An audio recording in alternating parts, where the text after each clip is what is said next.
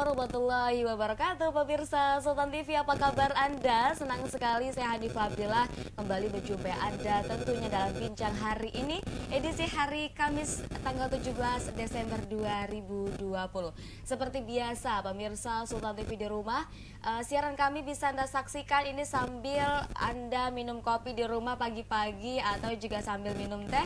Bisa saksikan informasi kami melalui live streaming kami di www.sultantv.co atau juga Anda bisa langsung kunjungi fanpage Facebook kami dan juga YouTube kami di @sultantv.co. Seperti biasa pemirsa, hari ini Hani kedatangan narasumber dan setiap hari di bincang hari ini pasti narasumbernya berbeda-beda, pembahasannya juga berbeda-beda, dan tema kita hari ini tentu saja mengenai perangi narkoba di tanah Jawara, di Banten, Provinsi Banten. Seperti apa sih kondisinya, kemudian gimana sih cara penanggulangan, cara pencegahan, apa sih narkotika itu, kita akan bahas lengkapnya. Tentu saja pemirsa Sultan TV bisa langsung berinteraksi langsung bersama kami, tentu saja bisa di kolom komentar kami bisa langsung komentar jika ada pertanyaan yang ingin ditanyakan, bisa di YouTube kami dan sultantv.co. Tentu Anda langsung kunjungi live chat dan juga ketik akan bertanya apa, nanti insya Allah langsung dijawab juga. Langsung saja hari ini narasumber kita sudah hadir di studio Sultan TV. Sudah ada Bapak Brigjen Pol Henry Marpaung SH, Kepala Badan Narkotika Nasional Provinsi Banten. Assalamualaikum Bapak.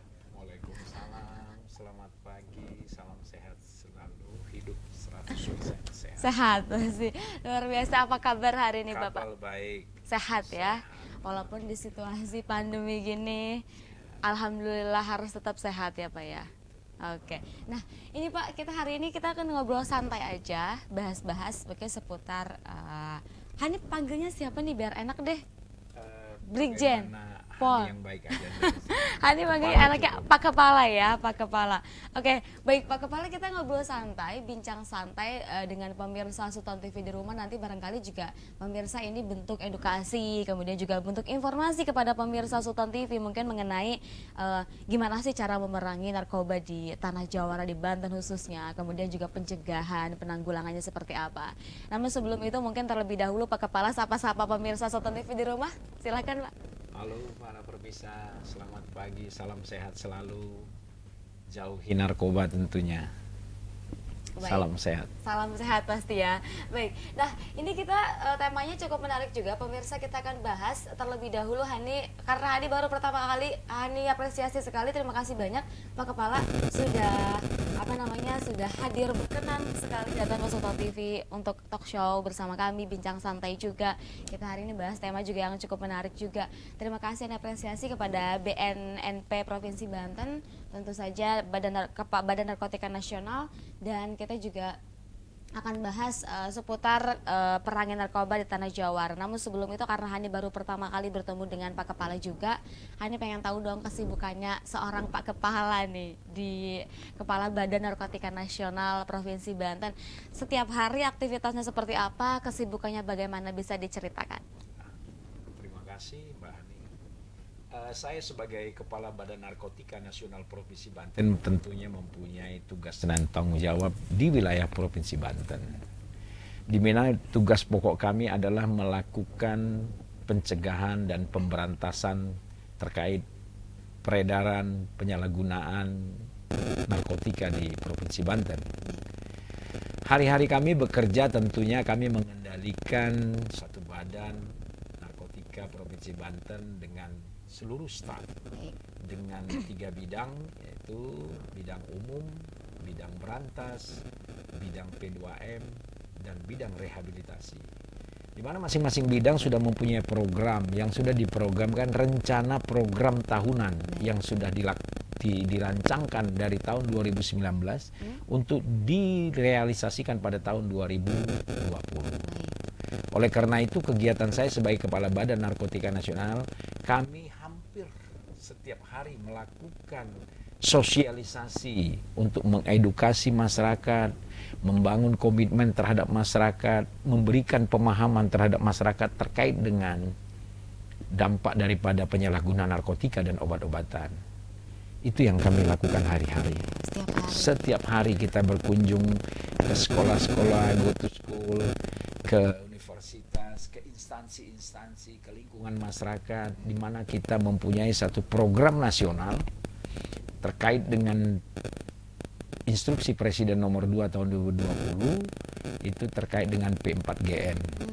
P4GN ini adalah pencegahan, pemberantasan, penyalahgunaan peredaran narkotika dan obat-obatan. Ini kita lakukan di dalam instruksi ini, ada instruksi Presiden yaitu rencana aksi nasional. Di mana rencana aksi nasional ini dilakukan secara nasional pula, seluruh Indonesia oleh BNN yang ada di seluruh Indonesia. Rencana aksi ini adalah rencana aksi kita membentuk kampung bersinar. Bersinar bukan dalam arti harafiah terang. Bersinar itu adalah singkatan dari bersih dari narkotika dan obat-obatan. Nah, setiap kampung dalam satu kecamatan, dalam kabupaten itu kita bentuk, namanya kampung. Di mana kita membentuk relawan-relawan di setiap kampung bersinar itu. Relawan-relawan ini bekerja dengan aktif, bekerja dengan rela, bekerja tanpa ada pamrih. Inilah para relawan-relawan kita, pahlawan-pahlawan kita yang akan menyelamatkan anak bangsa.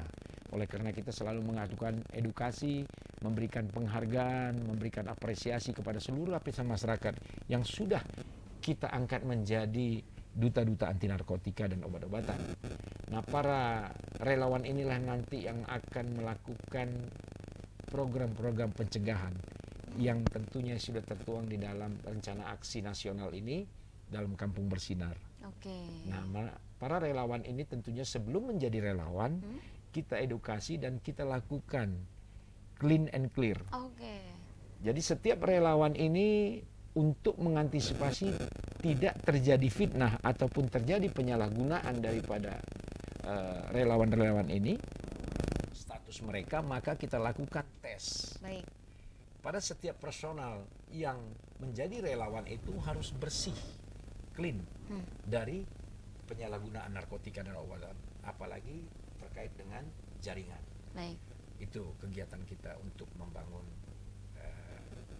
desa bersinar. Baik, berarti secara kontinuitas gitu ya Pak ya.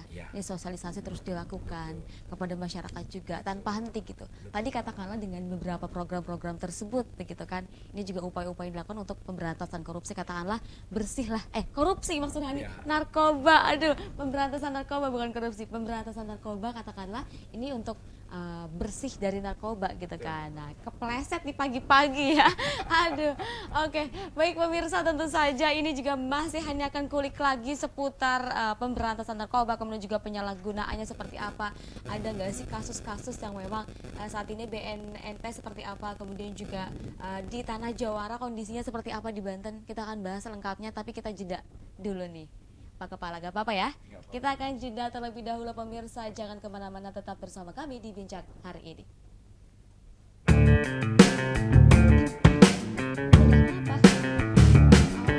Kok cepet banget gitu?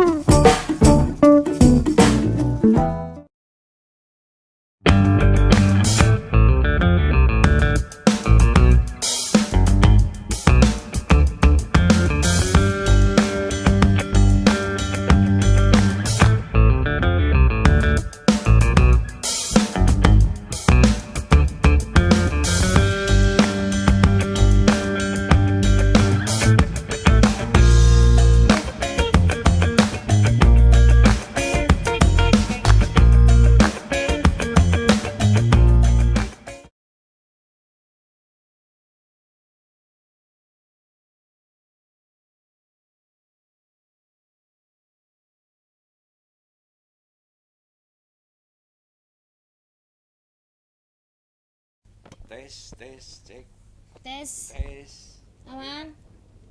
tes, tes, 1, 2.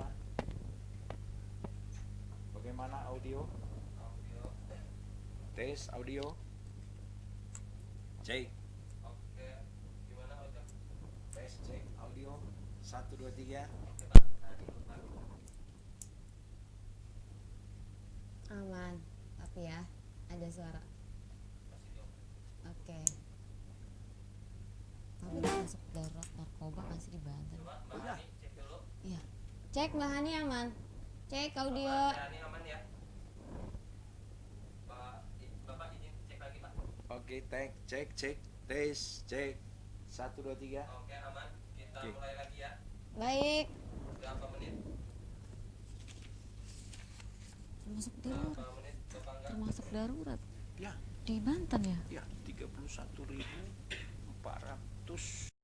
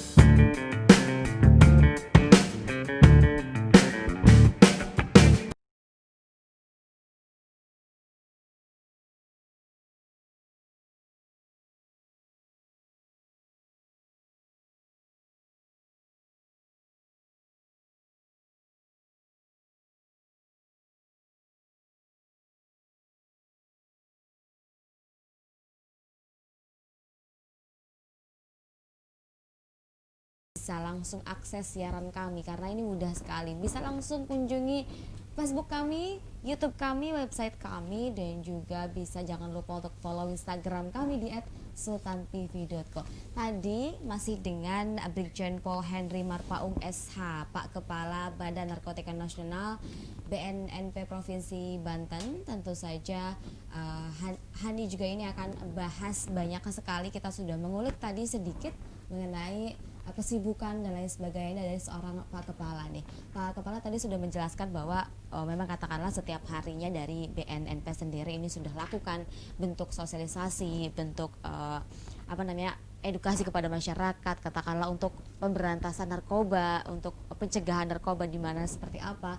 Nah ini juga kan upaya-upayanya sekarang tuh masih terus dilakukan kan ya. Berarti, nah ini Pak Kepala sendiri ini setiap hari berkantor atau seperti apa nih, kan sekarang situasinya pandemi nih, apakah memang harus tetap melayani masyarakat atau harus seperti apa kondisinya? Baik, terima kasih. Memang dengan situasi COVID ini memang ada pembagian sistem kerja WFH dengan BFH. Baik. Namun saya sebagai kepala Badan Narkotika tetap kita melakukan works di office. Saya tidak pernah tidak masuk. Baik. Kecuali hari itu. Nah, yang diperlakukan WFH itu adalah staf dan jajaran kita. Baik. Di mana mereka untuk mengantisipasi daripada situasi COVID ini, maka kita harus melakukan pembatasan. Itu program kita mempedomani daripada protokol kesehatan Provinsi Banten. Provinsi Banten, baik. Berarti staff mah ada yang work from home dan work from office gitu. Tapi Pak Kepala luar biasa harus ke kantor setiap hari. Harus office gitu ya. Wah ini juga otomatis sibuk sekali tapi menyempatkan hadir juga ke Sultan TV. Nah ini kesempatan juga untuk pemirsa yang ingin bertanya secara langsung bisa langsung di live chat kami di official YouTube kami di @sultantv.co. Nanti akan dibacakan insya Allah di segmen akhir nanti. Nah ini masih membahas mengenai kondisi narkotika atau katakanlah narkoba di tanah Jawara di Banten sendiri. Jika melihat provinsi Banten yang luas dan juga banyak sekali apa namanya, ada pelabuhan dan lain sebagainya begitu ya Pak Kepala, katakanlah kan antar pulau dan lain sebagainya. Nah ini kan mudah sekali kan gitu untuk keluar masuk dan lain sebagainya. Ini melihat kondisi di Banten sendiri, angka atau data apa namanya, banyaknya apa namanya penyelundupan narkotika dan lain sebagainya, ini ada berapa banyak? Kalau kita melihat daripada posisi secara geografi, Banten ini merupakan penyangga kota Pulau Jawa. Oleh karena itu, Provinsi Banten ini menjadi suatu jalur. Baik. Jalur di mana transportasi dari Sumatera memasuki Pulau Jawa. Terkait dengan posisi Banten sebagai penyangga, tentunya kita harus melihat bagaimana secara demografi. Baik. Banten ini merupakan wilayah yang cukup luas, dengan luas wilayah 9.160,70 km persegi, di mana panjang pantainya sekitar 509 km. Pantai yang berbatasan langsung dengan negara-negara luar. Nah, dengan jumlah penduduknya berjumlah 12.448,160 jiwa. Baik. Dari 12.448,160 juta jiwa ini, berdasarkan angka prevalensi yang sudah kita datakan berdasarkan data dari Puslidatin BNN Pusat, maka Banten dari 12 juta ini yang terlibat ataupun yang terdatakan kita secara baik itu secara kasus maupun yang mereka dengan voluntary melaporkan secara kesadaran, jumlah pengguna itu ataupun pada tahun terakhir 2019 sekitar 0,9% dari jumlah penduduk. Dari jumlah penduduk Banten ya. Kalau angkanya bersekitar 31.489 orang yang sudah terkontaminasi ataupun yang sebagai pengguna ataupun tersangka. Nah, melihat daripada jumlah yang begitu besar, maka Banten ini sudah termasuk jalur merah, jalur yang membahayakan. Nah, terkait distribusi daripada narkotika dan obat-obatan tentunya melalui transportasi moda, baik darat, laut maupun udara. Laut terdiri daripada beberapa pelabuhan yang ada di Banten. Ada sekitar 29 pelabuhan yang di luar pengelolaan negara. Ada 3 pelabuhan yang dikelola oleh negara dalam bentuk badan usaha negara. Nah, melihat daripada panjangnya pantai Banten 509 km persegi, panjangnya, tentunya kita berpikir memahami bahwa begitu panjang pantai atau ruang yang bisa digunakan untuk masuknya dari moda perlautan ini ataupun perairan. Sehingga dengan panjang ini, dengan keterbatasan daripada personil, baik itu dari kepolisian, baik dari PBNN, ini dimanfaatkan oleh para sindikat. Sehingga para sindikat lebih cenderung menggunakan transportasi darat ataupun transportasi laut. Kalau transportasi udara, yaitu kita mempunyai satu pelabuhan udara, yaitu Bandara Soekarno-Hatta. Di mana kalau bandara ini ya sudah cukup safety untuk transportasi yang dilakukan atau dimanfaatkan oleh para sindikat.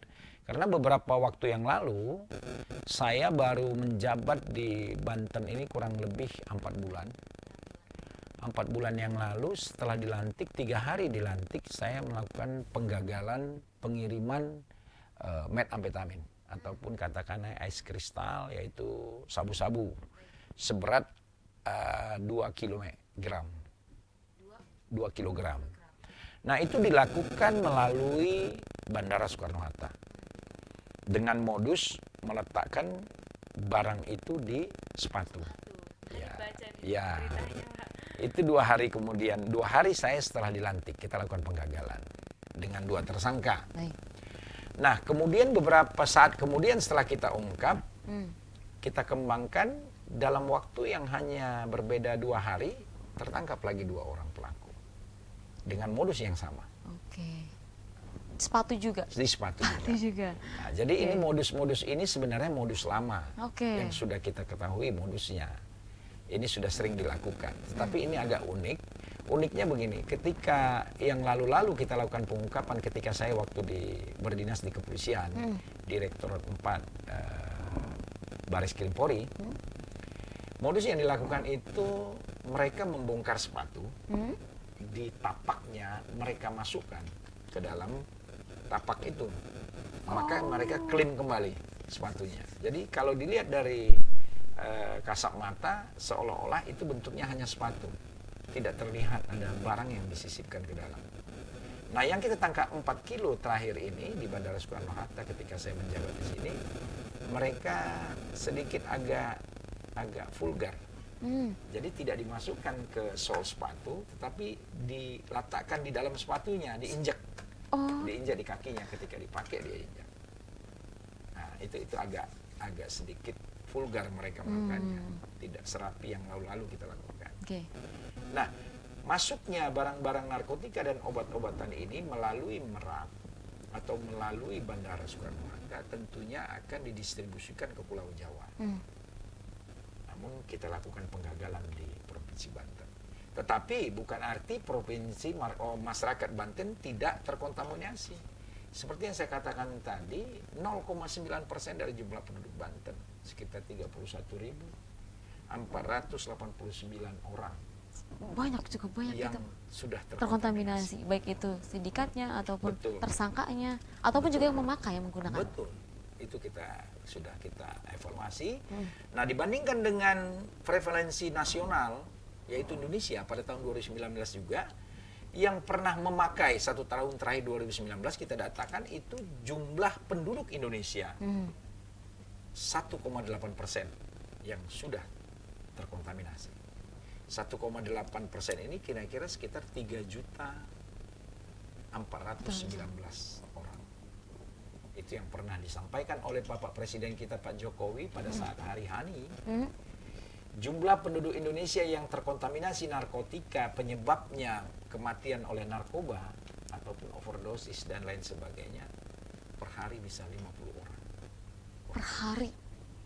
Itu yang pernah disampaikan oleh Pak Presiden. Oleh karena itu Presiden menyampaikan pada hari Hani tersebut menyatakan perang terhadap narkotika, narkoba-obatan di Indonesia karena Indonesia sudah darurat terhadap narkoba. Nah, oleh karena itu Presiden mengeluarkan instruksi Presiden untuk ke seluruh lembaga dan kementerian termasuk masyarakat untuk berperan aktif menyatakan perang terhadap narkotika dan obat-obatan. Karena itu BNN secara nasional melakukan inovasi membentuk desa-desa bersih narkoba. Bersih anti narkoba. Bersih dari narkoba. Luar biasa dah. Dari banyaknya tadi katakanlah 31.489 orang, bisa dikatakan bahwa Banten adalah darurat narkotika. Betul. Termasuk darurat juga. Kenapa? Karena begitu besarnya jumlahnya. 31.000 itu kalau kita kumpulkan di alun-alun mungkin nggak muat itu alun-alun kita. Jadi kalau kita bayangkan 31.000 ini menggunakan satu hari 1 gram, berarti 31 kilogram dikonsumsi di Banten. Terakhir kita tangkap kemarin pada minggu yang lalu 9 kilogram sabu-sabu. Minggu lalu. Selama saya di sini 4 bulan, kurang lebih 4 kilo tambah 9 kilo, 13 kilogram. 4 bulan. Sementara kalau kita konversikan dengan jumlah pengguna, 31.000, per hari mereka menggunakan 31 kilo. Berarti begitu besarnya konsumsi di Banten. Yang tertangkap hanya 4%. Hanya 4%? 4%, karena 13 kilo. Kira-kira 3% gitu, 3%. 2-3%. Berarti yang selebihnya kita tidak terpantau. Nah, ini yang menjadi perhatian kami, sehingga kami setiap hari melakukan sosialisasi kepada masyarakat. Terkait dengan peredaran ini, para sindikat ini tidak akan pernah takut dengan petugas kepolisian, dengan petugas BNN, dengan instansi lain, apapun itu bentuknya, baik itu para relawan, mereka tidak pernah takut. Bahkan ancaman hukuman mati mereka tidak takut. Santai saja gitu ya. Santai saja. Ini berdasarkan hasil penelitian kami. Nah, yang ditakuti mereka adalah, ya, yang ditakuti mereka ini adalah para sindikatnya adalah ketika demand-nya sudah tidak ada. Kalau konsumen sudah tidak ada, otomatis produsen Mereka akan dengan sendirinya tertutup. Nah, oleh karena itu kita melakukan tindakan preemptif, pencegahan, dengan mengedukasi masyarakat, dengan go to school, go to kampus, Oke. untuk memberikan edukasi agar setiap masyarakat itu mampu mengimunisasi diri terhadap dengan narkotika ini. Baik. Sehingga ketika masyarakat ataupun individu itu sudah memahami bahaya daripada narkoba dan dampak hukumnya, maka secara pribadi orang itu akan menolak. Kalau sudah setiap individu begitu, maka sindikat menawarkan barang ini, jangankan untuk dijual, diberikan gratis pun akan tidak ada yang mau. Jadi kita membangun komitmen kepada setiap masyarakat, setiap individu. Mari kita tolak narkoba, katakan tidak terhadap narkotika, hidup 100% sadar, sehat, dan produktif. Maka kita akan bahagia. Baik. Itu program kita. Nah, banyaknya tadi katakanlah ada sindikat lain sebagainya, kemudian juga pengguna dan lain sebagainya. Kemudian juga ini kan dari BNNP juga terus untuk melakukan sosialisasi begitu kepada masyarakat. Melihat kondisi di Banten, masyarakat di Banten katakanlah apakah sudah aware terhadap narkoba ataupun mungkin mengerti dan juga paham tentang narkotika. Bagaimana kondisinya di Pak Kepala? Baik, terima kasih. Terkait dengan masyarakat Banten sangat care dengan pencegahan ini. Baik. Terutama orang tua, para guru, ya, para tokoh agama, tokoh adat, semua care. Oleh karena itu, kami selalu melakukan edukasi kepada tokoh agama, tokoh adat, para cendekiawan, para seluruh masyarakat Banten untuk memahami. Kita harus berikan pemahaman dulu. Ya. Agar seluruh masyarakat itu paham bahwa narkotika dan obat-obatan itu tidak bermanfaat bagi kehidupan kita. Bahkan narkotika dan obat-obatan itu secara fisik mengancam kesehatan kita, secara psikis akan mengancam kejiwaan kita, secara ekonomi sosial akan menghancurkan ekonomi kita, dan yang terakhir ada ancaman hukuman minimal 4 tahun dan maksimal seumur hidup, bahkan hukuman mati. Implikasinya cukup mengerikan begitu. Cukup mengerikan. Nah, tetapi dengan adanya ancaman ini, kita menyampaikan kepada masyarakat, mengedukasi masyarakat sehingga masyarakat itu paham betul. Ya. Tidak semua masyarakat memahami ini. Masyarakat hanya melihat mungkin di media TV, media pers, yang lain sebagainya, media sosial, bahwa narkoba itu begini bahaya. Tetapi mereka tidak memahami betul. Belum seluruh masyarakat kita memahami bahaya dampak daripada narkoba ini. Oleh karena itu Badan Narkotika Nasional ini selalu memberikan sosialisasi, penyuluh dan edukasi kepada seluruh lapisan masyarakat. Berarti bentuknya sosialisasinya adalah bentuk penyuluhan begitu, Pak? Betul. Oke. Betul. Dan kita juga melakukan tes urin kepada masyarakat yang membutuhkan ataupun lembaga pemerintahan, itu termasuk juga dalam program P4GN, di mana kita melakukan rapid test terhadap pegawai negeri ataupun ASN, terhadap pegawai swasta, terhadap lingkungan desa-desa yang mau kita bentuk sebagai desa bersinar, para relawannya. Kita lakukan dulu clear and clean terkait dengan penyalahgunaan narkotika dan obat-obatannya. Oke. Tepat sasaran atau tidak sih Pak masyarakatnya? Saya pikir gerakan nasional yang dilakukan oleh Badan Narkotika Nasional ini sudah tepat. Kenapa saya katakan sudah tepat? Kita menyentuh setiap lapisan masyarakat. Baik. Dan kita mengedukasi setiap masyarakat, mulai dari tingkat sekolah SD, SMP, SMA, bahkan ke universitas dan lingkungan masyarakat sekalipun. Komunitas kecil apapun kita datangin untuk memberikan edukasi agar setiap individu itu memahami bahaya dengan narkotika dan obat-obatan ini. Sehingga masyarakat itu nanti dengan sendirinya akan membangun komitmen pada dirinya untuk mengimunisasi diri terkait dengan penyalahgunaan narkotika dan obat-obatan. Nah, terkait yang sudah terkontaminasi, yang sudah adiktif, Nah, ini.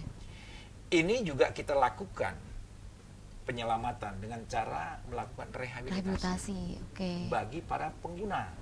Korban-korban daripada penyalahguna ini kita lakukan rehabilitasi, di mana Banten ini mempunyai satu panti rehabilitasi, yaitu berada BNN itu mempunyai satu di Lido.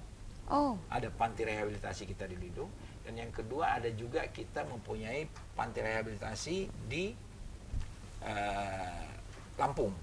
Lampung. Ya, di Lampung, di Kalianda. Di sana pada pantai rehabilitasi, di mana apabila masyarakat Banten yang terkontaminasi karena korban daripada penyalahgunaan narkotika dan obat-obatan ini, kita bisa lakukan rehabilitasi ke Lido dan ke Lampung. Lampung gitu ya. Oh, di Banten sini adanya di Ya, Lido. ada di Lido. Di Lido. Oke, luar biasa. Berarti memang yang terkontaminasi yang memang sudah katakanlah pengguna dan lain sebagainya itu direhabilitasi. Betul. Oke. Ada tindak lanjut begitu katakanlah. Ya, rehabilitasi ini tentunya ada rehabilitasi yang dilakukan oleh BNN dengan asesmen, Oke. dengan juga satu dengan TAT, di mana dilakukan secara terpadu. Jadi kita melakukan asesmen ini terhadap korban Oke. penyalahguna yang dilakukan oleh kepolisian. Dalam tim asesmen itu ada BNN, Badan Narkotika Nasional, ada dari kejaksaan, Juga. ya, Oh. ada dari dinas kesehatan. Nah, hasil evaluasi inilah nanti bisa menentukan apakah yang bersangkutan ini sebagai korban penyalahguna ataukah masuk Ataukah dalam masuk kategori jaringan itu sindikat. jaringannya. Oh. Demikian. Nah, apabila dia masuk dalam kategori penyalahgunaan narkotika dan obat-obatan sebagai korban, maka pihak penyidik ataupun BNN melakukan proses penyidikan sesuai dengan ketentuan hukum yang berlaku. Tentunya kita mengacu kepada Undang-Undang 35 nomor 2009 tahun 2009 pada pasal 127. Iya. Pasal 177 ini menyatakan bahwa korban penyalahgunaan narkotika dan obat-obatan ini wajib direhabilitasi. Rehabilitasi.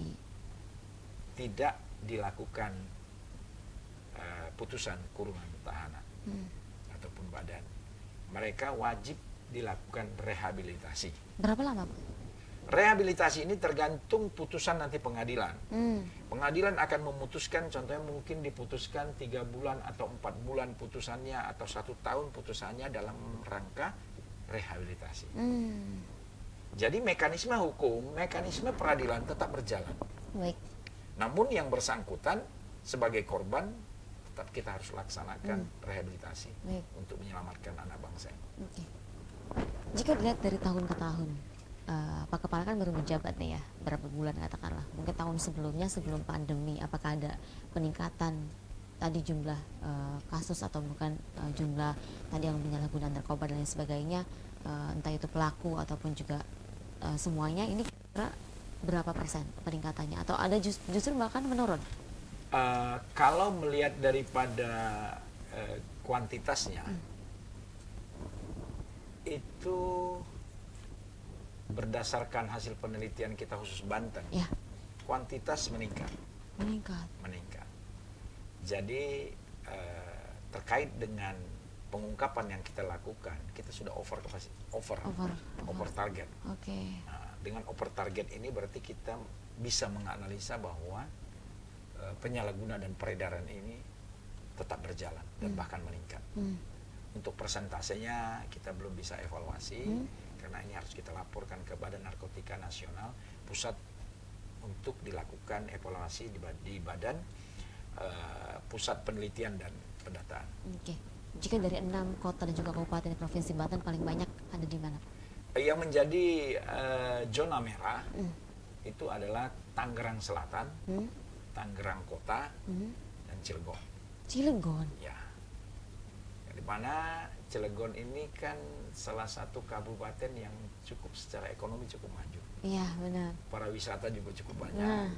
Di mana fasilitas-fasilitas ini memberikan ruang kepada para sindikat dan pengguna, penyalahguna. Nah, ini yang menjadi analisa kami, peredaran itu cukup banyak. Masih cukup Cukup banyak gitu ya. Kota Serang sendiri? Kota Serang sendiri, ya Kota Serang ya otomatis lintasan. Lintasan. Oke. Sebagai pengguna juga pasti ada. Tapi kebanyakan yang ditangkap nih Pak Hadi kan suka baca ada beberapa berita gitu ya dari BNNP kemarin tuh sempat kayak ini musnahkan katanya penyelundupan narkotika, narkoba dan lain sebagainya. Nah, ada yang bahkan memang bukan asli warga penduduk Banten gitu. Ya. Ya, itu gimana itu jalur, apakah memang mereka datang ke Banten seperti itu? Oke. Kalau sindikat, ada dua sindikat, jenis sindikat, kelompok sindikat. Satu kelompok internasional, Baik. satu kelompok nasional. Baik, kelompok internasional dan kelompok nasional. Kita harus jeda lagi kayaknya nih. Tadi disuruh break dulu nih Pak Kepala apa ya? Baik, kita break terlebih dahulu pemirsa Sultan TV, nanti masih akan dilanjut setelah jeda berikut. Tetap bersama kami di Bincang Hari Ini.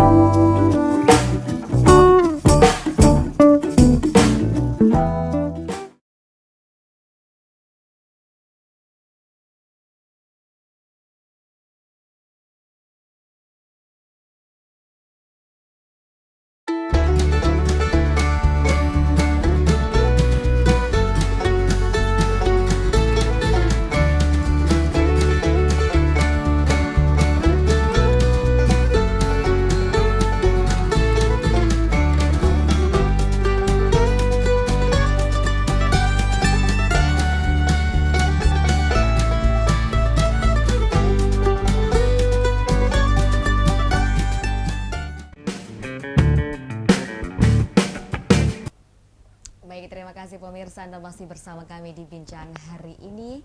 Dan tadi sudah di segmen 1 dan segmen 2 sudah banyak sekali berbincang mengenai tentu saja perangi narkoba di tanah Jawara. Tadi juga sudah disinggung banyak sekali dan juga data-data di Provinsi Banten seperti apa. Ada juga ternyata banyak tahu juga mengenai mungkin tata caranya pencegahan dan juga pemberantasan narkotika seperti apa.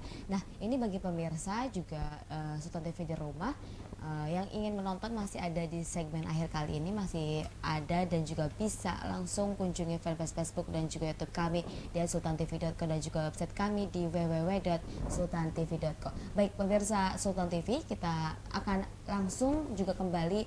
Sempat tadi ada beberapa obrolan yang terjeda juga ya pemirsa. Tadi nasional dan juga internasional, bisa dijelaskan seperti apa Pak? Jaringan ini terdiri dari dua, itu jaringan nasional dan jaringan internasional. Jaringan internasional adalah jaringan antar negara. Oke. Negara-negara produsen itu mengirimkan kepada negara-negara sebagai konsumen. Baik. Maka di negara konsumen itu mereka membentuk jaringan nasional pada negaranya. Nah, seperti Indonesia juga banyak mempunyai jaringan. Jaringan-jaringan ini juga mereka menggunakan pola jaringan yang terputus. Baik. Antara satu jaringan dengan jaringan lain mereka tidak saling mengenal. Demikian juga jaringan internasional. Internasional juga tidak mengenal dengan jaringan nasional. Mereka hanya menggunakan komunikasi by phone. Kadang menggunakan medsos, media sosial untuk mendistribusikan pola-pola yang mereka bangun.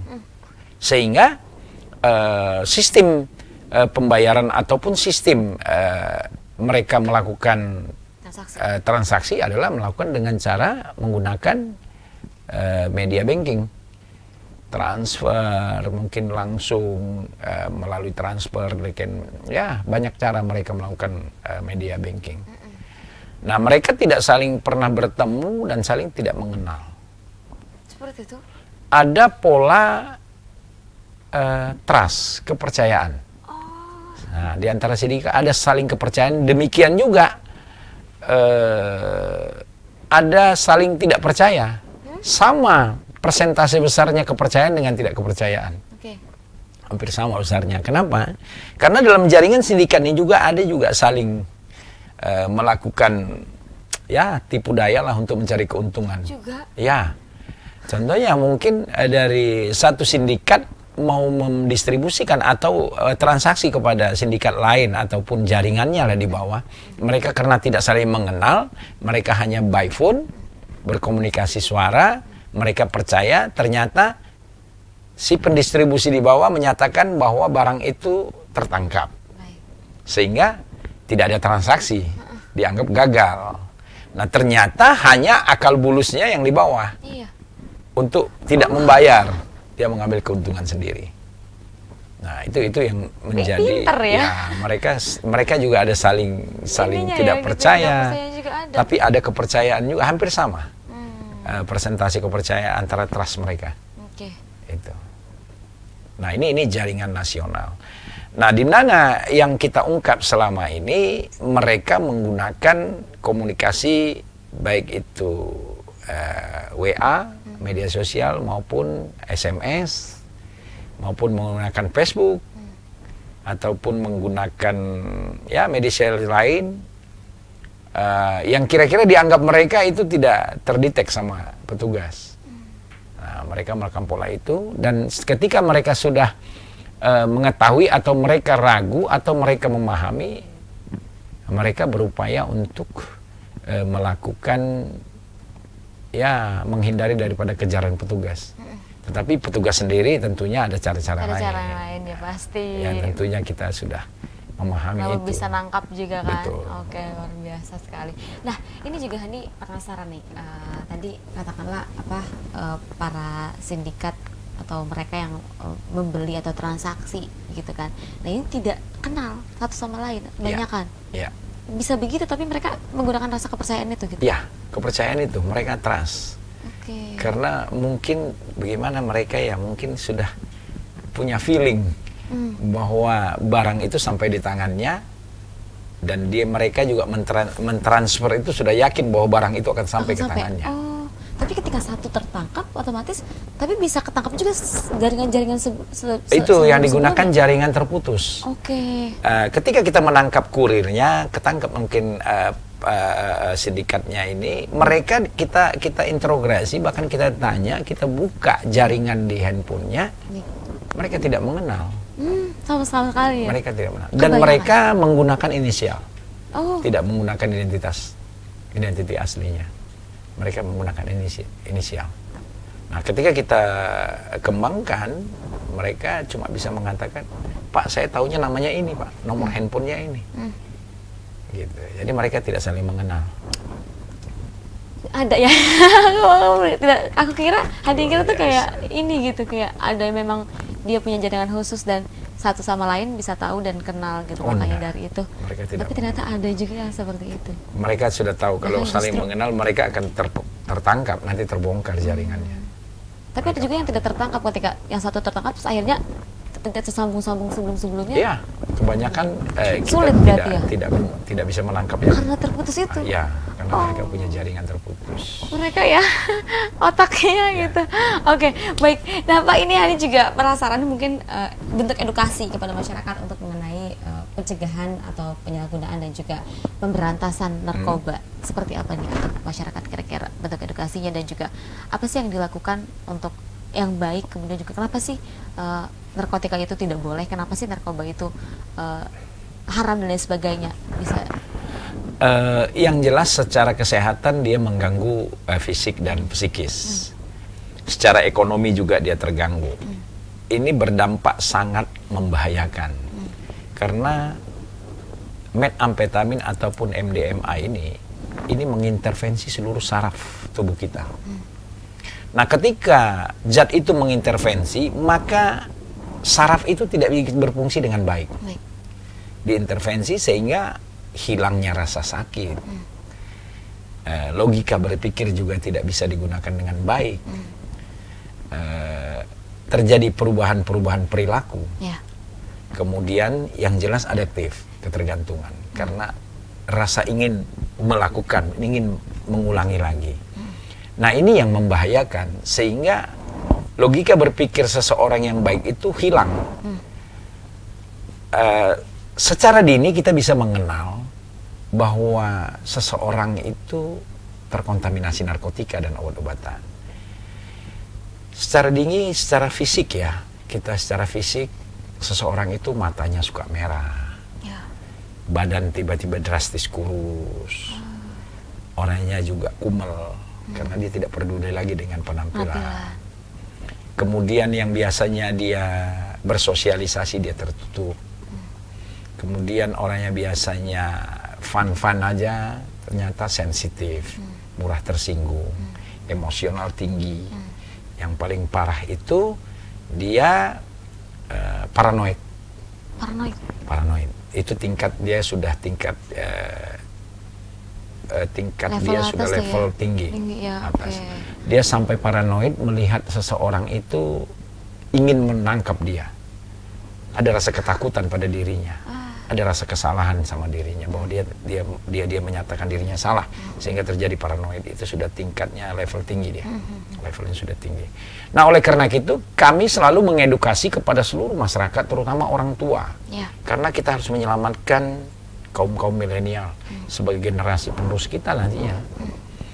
Nah, kita menyampaikan kepada orang tua, kenali anak-anak kita secara dini terkait dengan perilakunya. Untuk mengenali secara dini keterlibatan anak kita dengan narkotika dan obat-obatan itu orang tua harus berperan aktif. Ya. Melihat perubahan perilaku, melihat perubahan sikap, melihat perubahan daripada habit yang biasa dilakukan. Itu semua akan menunjukkan bahwa orang tua itu punya perhatian khusus. Nah, sesekali orang tua kita harapkan untuk masuk ke dalam ruangan kamar anaknya. Ketika anaknya tidak di rumah, lakukanlah pemeriksaan. Kalau sudah ditemukan di sana ada bentuk-bentuk alat yang digunakan, seperti misalnya ada jenis sebutan mereka itu namanya bong.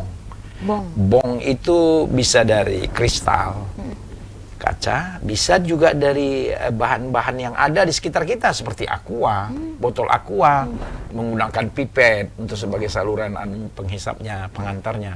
Nah, kalau orang tua sudah menemukan ini salah satu benda ini di dalam kamar anaknya, itu orang tua harus waspada. Ya. Harus langsung berkomunikasi dengan BNN atau Polri untuk mencegah jangan sampai adiktif. Dan kalaupun sudah tergantungan, kita selamatkan dengan cara merehabilitasi. Nah, ini kami sampaikan kepada setiap masyarakat, kepada setiap orang tua, kepada setiap guru, kepada setiap dosen untuk dapat mengamati anak-anak atau milenial atau mahasiswanya yang di bawah pengawasan daripada otoritas sekolahnya. Orang tua terutama, karena orang tua inilah yang mengenal perilaku anaknya secara detail. Nah, itu pengenalan secara dini. Oke, penting sekali. Penting ya, sekali penting itu. sekali. Penting Tapi kayaknya campaign juga ini terus dilakukan sih Pak. Kalau Hani melihatnya kayak dari zaman Hani kuliah gitu, sebelum kuliah pun kayak perangi narkoba, tidak boleh lagi. Jadi campaign terus jadi kayak terngiang aja inget gitu. Oh, terus dilakukan gitu. Lakukan. Walaupun memang katakanlah ya paham nggak paham gitu masyarakat tadi gitu. Yang penting sudah ada kampanye untuk narkoba itu nggak boleh gitu, kampanye seperti itu. Iya, betul. Oke. Nah, ini kira-kira Pak, sebelum kita menutup perjumpaan karena sebentar lagi 5 menit lagi sepertinya. Nah, ini kan perangi narkoba di tanah Jawara. Kira-kira apa sih yang harus dilakukan kita selaku individu? Apa yang menjadi catatan penting kira-kira terkait hal ini? Ini sama dengan close statement lah ini. Ya, statement boleh. Bagi para pendengar, pemirsa, saya sebagai Kepala Badan Narkotika Nasional Provinsi Banten tentunya sepakat dengan Bapak Ibu seluruh masyarakat Banten. Banten ini merupakan satu provinsi atau satu kota religius. Ketika kita mengenal satu kota religius, maka kita mempunyai pandangan bahwa kota Banten ini clear dan clean. Ya. Tetapi realita yang kita hadapi, dari angka-angka yang sudah saya sebutkan terdahulu, bahwa kota-kota religius ini juga sudah terkontaminasi dengan hal-hal yang kontradiktif. Ya. Nah, oleh karena itu, saya berharap kepada seluruh masyarakat Banten, mari kita perangi narkotika dan obat-obatan. Jangan pernah memberi ruang kepada sindikat ataupun kepada para penyalahguna untuk melakukan aksinya secara bebas. Nah, oleh karena itu, saya berharap kepada seluruh masyarakat Banten, mari kita membangun komitmen. Komitmen itu datangnya dari diri kita sendiri. Dan kita harus bisa menyampaikan kepada setiap orang bahwa narkotika itu membahayakan baik kehidupan manusia. Oleh karena itu, marilah kita hidup 100% sehat. Sehat, sadar, dan produktif. Maka kita akan bahagia. Dan saya berharap kepada seluruh lapisan masyarakat untuk hidup sehat dan terhormat tanpa narkoba.